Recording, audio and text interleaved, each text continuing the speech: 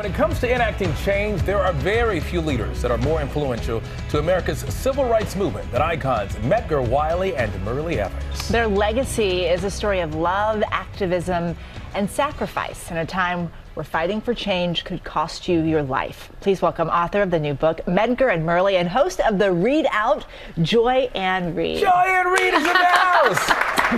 I fanned out when you walked in. I'm so excited to see you. I was dancing because you guys were playing such amazing music. I was just enjoying myself. Yeah, you can thank Ansel for that. He always brings the tunes for us. So, you know, what's interesting is these two contributed so much. Yeah. But I think a lot of people don't know their stories. I live in Brooklyn, so I've seen their names places. Medgar Evers College. Right. In Brooklyn. And so you look it up and you read the story behind them, but a lot of people have never heard their story. Yeah. I think partly it's because of the year when Medgar Evers died, 1963.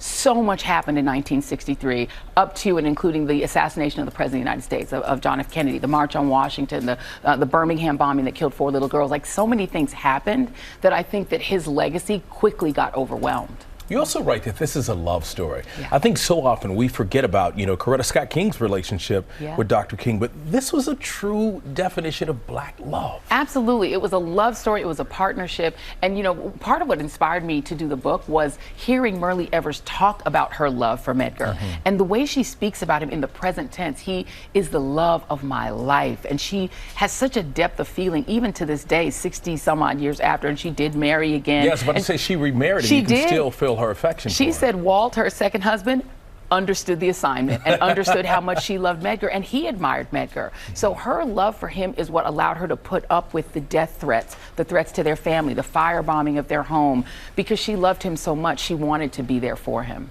What do you think their legacy is? You know, their legacy is multifaceted because they are a piece of all the other stories that we already know, right? The Civil Rights Act. He was literally on his way to testify before the House Judiciary Committee for that act. When Kennedy comes through and he actually has his staff write that Civil Rights Act, he hands that first copy of the bill to Myrlie Evers in the White House when she comes up with Charles Evers, Medgar's brother, and her children in mourning. The idea that he's a World War II veteran that fights for civil rights, that connected him to Kennedy. The March on Washington, Dr. King gave a speech in Detroit before the March on Washington in which his original version of the I Have a Dream speech said, I have a dream that people like Emmett Till and Medgar Evers can live to adulthood in their fullness. He worked with Dr. King. He's a part of all of these stories. The Emmett Till story only went to trial because of him, because he found the witnesses. So I think we know the other civil rights stories. His part in them is the part that I wanted to illuminate in the book. Wow. It is good what you're doing. And I can't wait to dig into it. Thank Joy-Ann you Reid, so everybody, much. One more time for Joy-Ann. Thank you, Fred. Always good to Thank see you, my friend. And be sure to pick up Medgar and Myrlie wherever books are sold. Well, hey there, GMA fans. Robin Roberts here. Thanks for checking out our YouTube channel. Lots of great stuff here. So go on, click the subscribe button right over here to get more of awesome videos and content from GMA every day, anytime. We thank you for watching, and we'll see you in the morning on GMA.